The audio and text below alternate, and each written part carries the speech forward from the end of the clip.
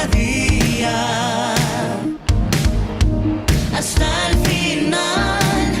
En sus manos Él nos llevará. Llega más alto que el cielo y más profundo que el mar. Nada detiene el poder de su amor. Mira cuán gran amor nos dio, nos hizo sus hijos por siempre. De tal manera fue su amor que Cristo en la cruz se entregó. Mira cuán gran amor nos dio, nos hizo sus hijos por siempre. De tal manera fue su amor que Cristo en la cruz se entregó.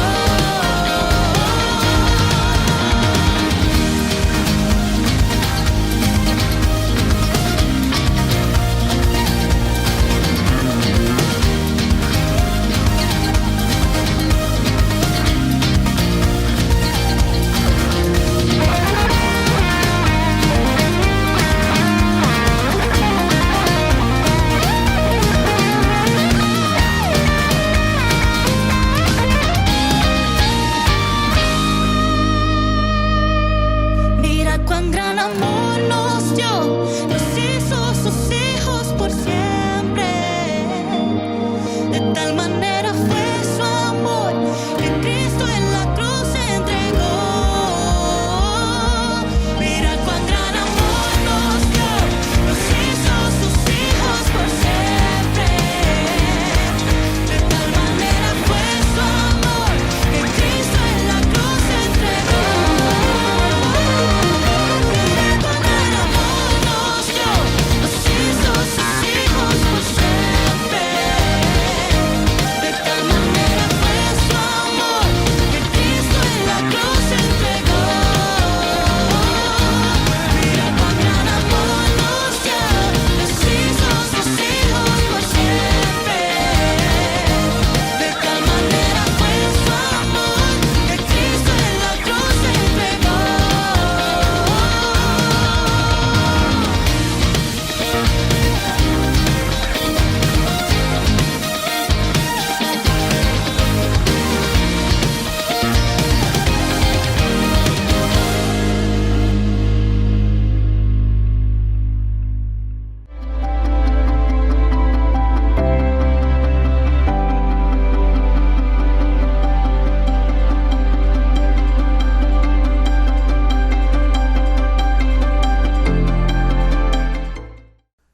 Un abrazo fraterno a cada uno de ustedes, amigos míos. Qué privilegio poder aprender juntos la palabra de Dios.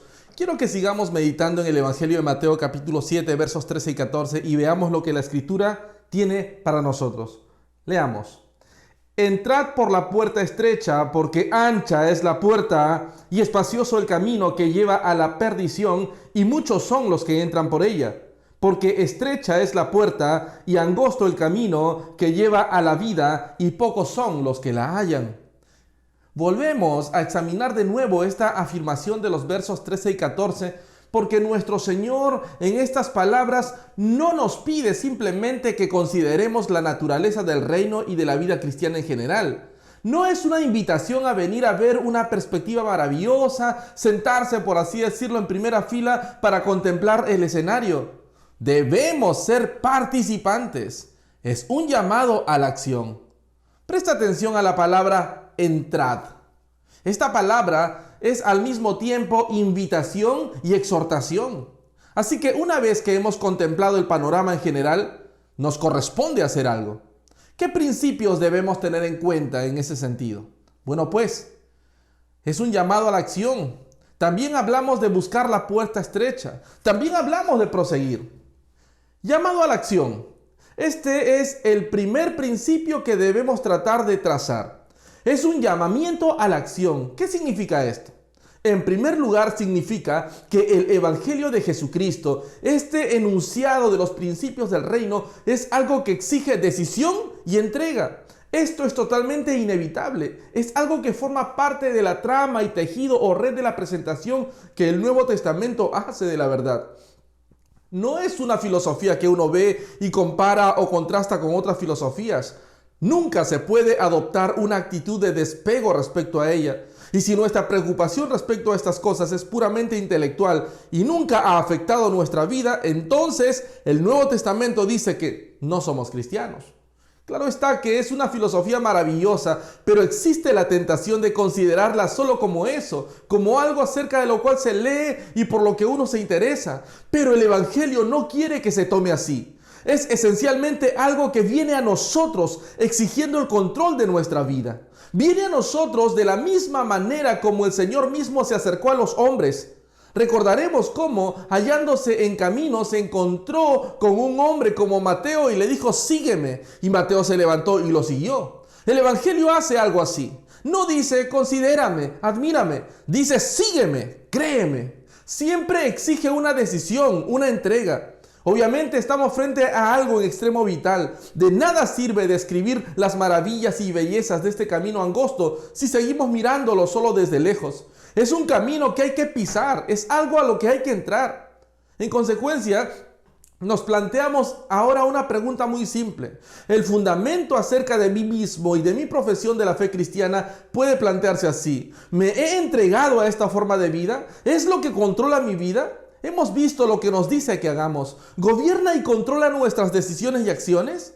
Claro está que esto implica un acto bien definido de la voluntad. Me pide que diga, reconociendo esto como la verdad de Dios y el llamamiento de Cristo, voy a entregarme a ello, suceda lo que suceda. No voy a pensar en las consecuencias, lo creo, actuaré en consecuencia. Esto va a ser mi vida de ahora en adelante. Hubo un tiempo en que algunos de nuestros antepasados solían enseñar que era bueno que cada cristiano hiciera un pacto con Dios. Una vez examinada la verdad, se sentaban para escribir solemnemente sobre el papel el pacto que hacían con Dios y lo firmaban y le ponían la fecha exactamente como si fuera una transacción comercial. Le ponían firma a la entrega de sí mismos y al derecho a su propia persona y a todo lo que tenían y al derecho de vivir como quisieran. Desde ese momento en adelante se entregaban a Dios como el hombre que se alista en el ejército renuncia al derecho a sí mismo y al control de su vida. Hacían un contrato como este, como un pacto con Dios, lo firmaban y sellaban. Esta práctica tiene aspectos recomendables. Algunos de nosotros sufrimos tanto de la tendencia de limitarnos a contemplar la vida cristiana sin tomar ninguna resolución respecto a ella, que sería bueno que en forma voluntaria y concreta realizáramos un acto de entrega como este y en esa forma entráramos por la puerta estrecha. Exige una decisión. Esto, a su vez, entonces, amados, conduce al segundo principio. ¿Cuál es? Buscar la puerta estrecha. Bien, una vez vista la verdad y decidido que tengo que hacer algo al respecto, ahora comienzo a buscar esta puerta estrecha. Mira cómo lo dice nuestro Señor. Dice, porque estrecha es la puerta y angosto el camino que lleva a la vida, y pocos son los que la hallan. ¿Por qué es así? Porque hay pocos que la busquen. Es una puerta que hay que buscar deliberadamente. En otras palabras, la esencia de la sabiduría en estos asuntos es pasar de lo general a lo particular. Sin duda, la experiencia de todos nosotros da fe de que uno de los peligros mayores con que nos enfrentamos es el de escuchar la verdad, leerla, asentir con la cabeza, pero nunca hacer nada acerca de ella. No buscamos la puerta estrecha. Buscar la puerta estrecha significa algo así. Una vez vista la verdad y habiendo expresado mi conformidad, entonces debería decirme, ¿qué debo hacer exactamente para que se convierta en acción? Esto es buscar la puerta estrecha. Hay una forma de buscar la verdad y debemos descubrir en detalle exactamente qué significa para nosotros. Eso es buscar la puerta estrecha, poner en acción la verdad. Quiero sobre todo recalcar el punto de que la puerta se tiene que buscar realmente. No es fácil, es difícil. Hay que salirse del camino que uno sigue para encontrar esta puerta. Hay que analizarse a sí mismo y ser muy sincero consigo mismo. Y habiéndose negado a detenerse, decir, voy a seguir con eso hasta que descubra exactamente qué tengo que hacer. Hay muchos que no encuentran este camino de vida porque nunca han buscado la puerta y entrado por ella. Si uno lee las biografías de algunos de los grandes santos de Dios en épocas pasadas, encontraríamos que buscaron esta puerta estrecha por largo tiempo. Miremos a Martín Lutero ayunando en sudores, en su celda y oración. Leamos lo que se dice acerca de hombres como George Whitefield, John Wesley. Estos hombres buscaban esta puerta estrecha. No sabían qué tenían que hacer. Tenían ideas equivocadas, pero al fin, gracias a una búsqueda diligente, la encontraron. Y cuando la encontraron, entraron por ella. De una forma u otra, todos nosotros debemos hacer eso. En otras palabras, no debemos darnos paz ni descanso hasta que sepamos con certeza que ya estamos en este camino. Esto es entrar por la puerta estrecha. Se entra solo después de haberla buscado y de haberla encontrado. Pero también hay otro principio y es proseguir. El tercer paso es que una vez decidido que va uno a entrar y habiendo buscado la puerta y entrado por ella, se prosigue. No se entrega y se dice ciertas cosas a sí mismo. Sin duda se puede decir con certeza que la solución para muchos de nuestros problemas en esta vida cristiana es que deberíamos hablarnos más a nosotros mismos. Deberíamos recordarnos constantemente quiénes somos y qué somos. Esto es lo que quiere decir no solo el entrar, sino el proseguir por este camino. El cristiano debería recordarse a sí mismo todas las mañanas al despertar: soy hijo de Dios, soy una persona única, no soy como los demás, pertenezco a la familia de Dios, Cristo ha muerto por mí y me ha trasladado del reino de tinieblas a su propio reino. Voy al cielo, este es mi destino, estoy de paso por este mundo, conozco las tentaciones y pruebas que conlleva, conozco las insinuaciones sutiles de Satanás, pero yo no le pertenezco, soy peregrino y extranjero. Soy tomado por Cristo en este camino. Hay que recordar esto, entregarse y repetirlo. Y el resultado será que uno se descubrirá caminando por este camino angosto. Este es el primer principio general acerca del cual debemos hacer algo. Una vez vista la verdad, debemos hacer algo respecto a ella. Debemos ponernos en una relación práctica con ella. El segundo principio se percibe con toda claridad. Es la consideración de algunas razones para obrar así. Una vez más, como hemos visto tan a menudo en nuestro estudio de este sermón, nuestro bendito Señor se hace cargo de nuestra debilidad. Hemos visto que este es su método, su técnica si prefieren, el establecer un principio o dar un mandato y luego, una vez hecho esto, presentar algunas razones que justifican su cumplimiento. No necesita haberlo hecho, pero en ello vemos algo de su corazón pastoral y de su compasión por nosotros como pueblo suyo. Él es el sumo sacerdote que sabe tener compasión de nosotros, nos entiende, sabe que somos tan falibles e imperfectos como consecuencia del pecado, que no basta simplemente mostrarnos el camino, necesitamos que nos den razones. Entrad por la puerta estrecha, porque ancha es la puerta y espacioso el camino que lleva a la perdición, y muchos son los que entran por ella. Porque estrecha es la puerta y angosto el camino que lleva a la vida, y pocos son los que la hallan. ¿Cuáles son entonces las razones? Yo quiero dar un resumen de ello. La primera razón que nos da para entrar por esta puerta estrecha es la naturaleza de las dos clases de vida que nos son posibles.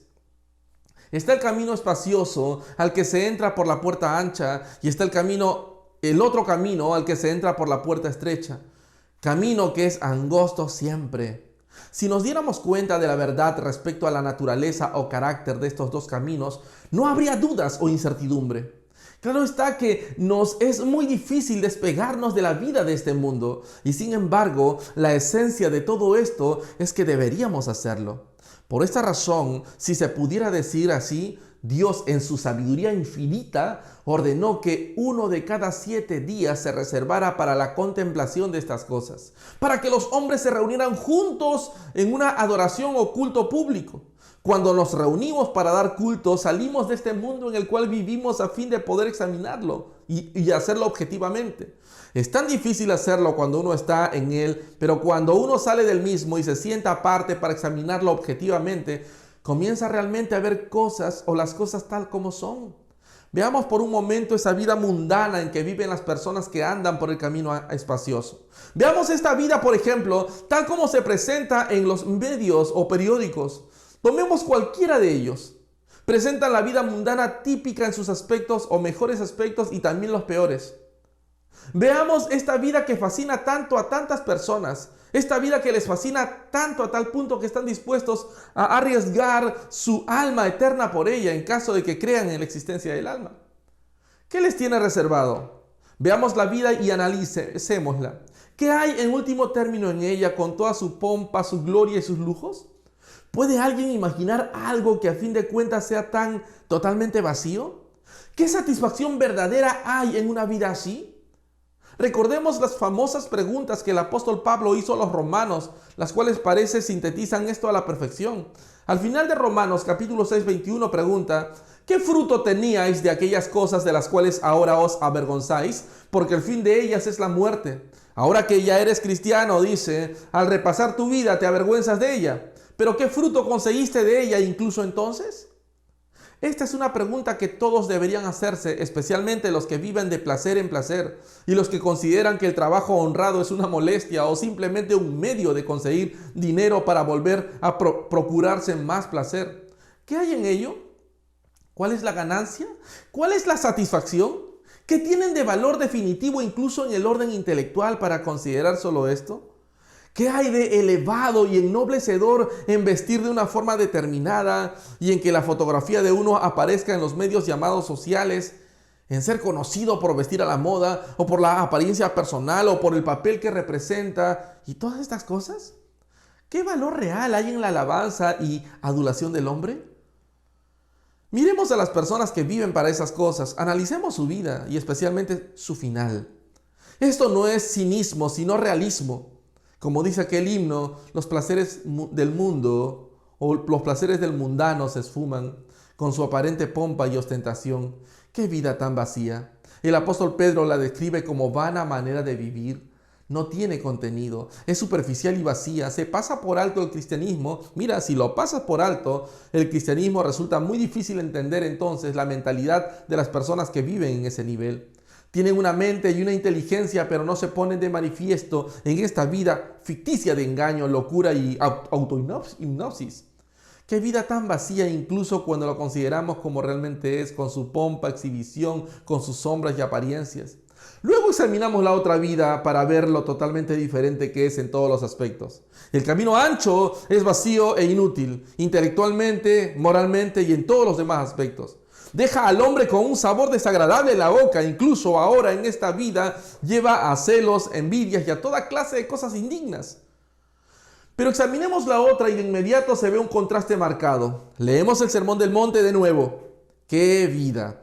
Tomemos este Nuevo Testamento. ¡Qué alimento para la inteligencia! Aquí hay algo que cautiva la mente. Leamos libros acerca del mismo. ¿Se puede imaginar una ocupación intelectual más elevada sin tener en cuenta otros aspectos? Aquí se tiene algo que pensar, algo que estimula intelectualmente, algo que le da a uno satisfacción real y verdadera. ¡Qué ético, qué elevado, qué amplio y noble es! El problema básico de todos los que no son cristianos es que nunca han visto la gloria y la magnificencia de la vida cristiana. ¡Qué noble, pura y elevada es! Pero nunca la han visto. Tienen los ojos cerrados para ella. Como dice el apóstol Pablo, el Dios de este siglo cegó el entendimiento de los incrédulos. En 2 Corintios 4:4. Pero en cuanto el hombre vislumbra la gloria y la majestad y privilegio de este elevado llamamiento, no puedo imaginar que pueda desear jamás alguna otra cosa. Seamos prácticos y francos en cuanto a esto. El que llame a esta vida cristiana estrecha en el sentido corriente de su término y ansíe la otra, no hace sino declarar que nunca la ha visto verdaderamente. Es como los que dicen que encuentran a Beethoven aburrido y que prefieren el reggaetón. Lo que en realidad dicen es que no entienden a Beethoven, que no lo oyen, que no saben nada acerca de él. Son musicalmente ignorantes. Como alguien ha dicho, no nos dicen nada en cuanto a Beethoven, pero nos dicen mucho en cuanto a ellos mismos. Luego tenemos la clase y naturaleza de las dos vidas. El Nuevo Testamento presenta constantemente este argumento. Se encuentra repetidas veces en las cartas. Los escritores describen la vida y luego dicen, de hecho, claro que después de haber visto esto no querréis volver a lo de antes, ¿verdad?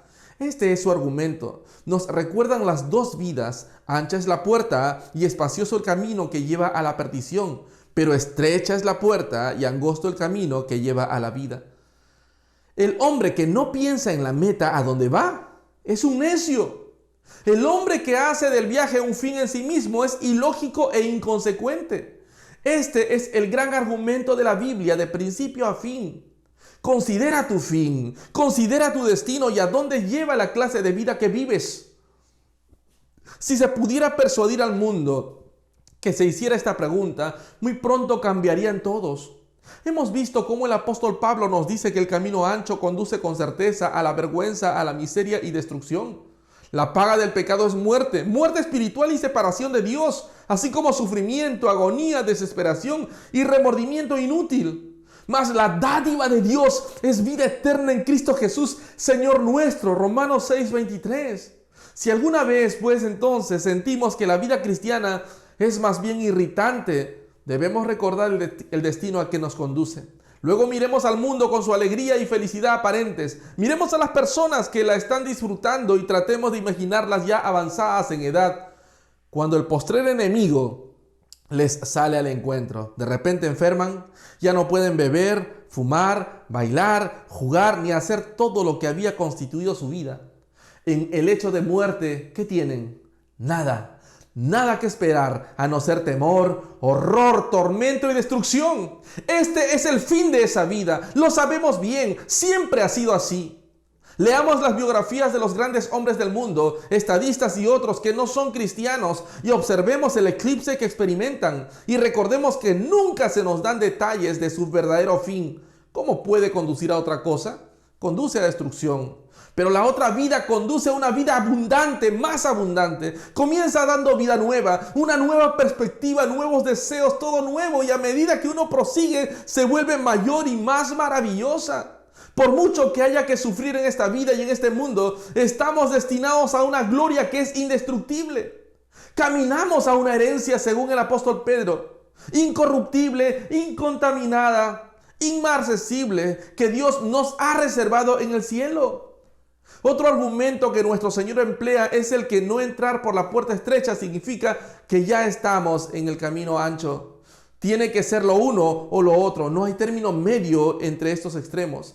Al cristiano se le presentan dos caminos solamente. Y si no estamos en el camino estrecho y angosto, estamos en el ancho y espacioso. De modo que la indecisión o la falta de entrega significa que no estamos en el camino estrecho. La resistencia pasiva es resistencia. Si no estamos con Él, estamos contra Él. Este es un argumento muy convincente. La indecisión es fatal porque significa decisión equivocada. No hay otra alternativa. Es o el camino estrecho o el camino ancho. El aliciente mayor de todo, sin embargo, para entrar por la puerta estrecha y caminar por el camino angosto es este. Existe alguien en el camino que le precede a uno. Hay que dejar el mundo afuera. Quizá haya que dejar a muchos seres queridos. Haya que dejar el yo, el viejo yo, y al pasar por esa puerta uno puede pensar que va a sentirse solo y aislado, pero no es así. Hay otros en este camino, pocos son los que la hallan. No hay tantos como en el otro camino, pero son un pueblo especialmente escogido y separado. Pero sobre todo miremos a aquel que camina delante de todos, a aquel que dijo seguidme, a aquel que dijo niéguese a sí mismo y tome su cruz y sígame. Aunque no hubiera otro estímulo o incentivo para entrar por la puerta estrecha, este sería más que suficiente. Entrar por este camino significa seguir las pisadas del Señor Jesucristo. Es una invitación a vivir como Él vivió. Es una invitación a ser cada vez más como Él era. Es ser como Él, vivir como Él vivió. La vida que leemos en estos evangelios. Esto es lo que significa. Cuanto más piensa uno en ello de esta manera, tanto mayor será el estímulo. No hay que pensar en lo que se deja. Nada vale. No hay que pensar en las pérdidas, ni en los sacrificios, ni en sufrimientos. Ni siquiera deberían emplearse estos términos. No se pierde nada, sino que se gana todo. Miremosle a Él, sigámosle y démonos cuenta de que en último término vamos a estar con Él. Vamos a contemplar su rostro bendito y disfrutar de Él por toda la eternidad. Él está en ese camino y esto es suficiente. Antes de concluir este tema, hay otro principio que deberíamos examinar. Hemos decidido entrar y hemos visto las razones para hacerlo así. Hay, sin embargo, ciertos problemas que se mencionan muy a menudo cuando se examina este texto. Uno es que la teología de esta enseñanza contiene una piedra de tropiezo para ciertas personas. La primera dificultad es esta. ¿Enseña nuestro Señor aquí que hay una especie de posición neutral en la vida? Se nos describe como si estuviéramos en una división, un desvío, con una puerta ancha y otra estrecha frente a nosotros. ¿Hay alguna vez en la vida del hombre en que no es ni bueno ni malo? ¿Nacemos todos inocentes y neutrales? ¿Entramos voluntariamente por una u otra? Parece enseñar esto. La respuesta, desde luego, es que siempre debemos comparar un texto de la Biblia con los demás y tomar cualquier texto específico a la luz de todo. La Biblia nos enseña claramente que todos hemos nacido en este mundo como hijos de pecado e ira. Todos hemos nacido como descendientes de Adán en culpa y vergüenza. Hemos nacido en pecado y hemos sido formados en iniquidad. Nacidos en realidad muertos en delitos y pecados. De hecho, pues, todos nacemos en el camino ancho. ¿Por qué, pues, nuestro Señor lo presentó así? Por esta razón. Está enseñando aquí la importancia de entrar en su camino de vida y utiliza un ejemplo. Dramatiza y define la situación y nos pide considerarla como si se nos planteara la elección de uno entre dos caminos. En otras palabras, pregunta: ¿estás entregado para siempre a esta vida mundana en la cual has nacido o vas a dejarla para venir a mí?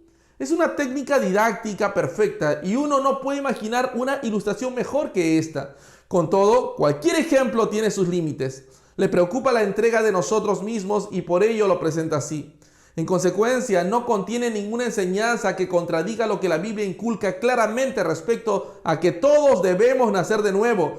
Todos necesitamos una nueva naturaleza. Todos somos hijos de este mundo e hijos de Satanás hasta que llegamos a ser hijos de Dios. Nuestro Señor mismo enseña, ¿no es cierto? Da poder a todos los que le reciben para ser hechos hijos de Dios.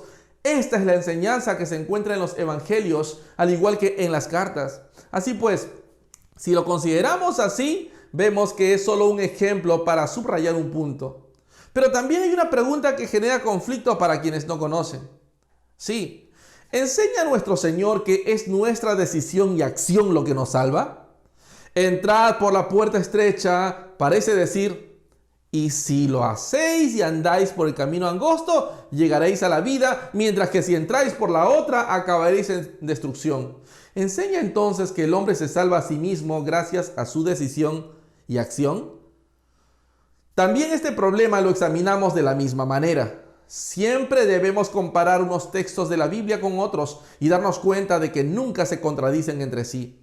Y la Biblia enseña que todos son justificados por fe y salvados por la muerte del Señor Jesucristo por nosotros. Él vino a buscar y a salvar lo que se había perdido. No hay justo ni aún uno.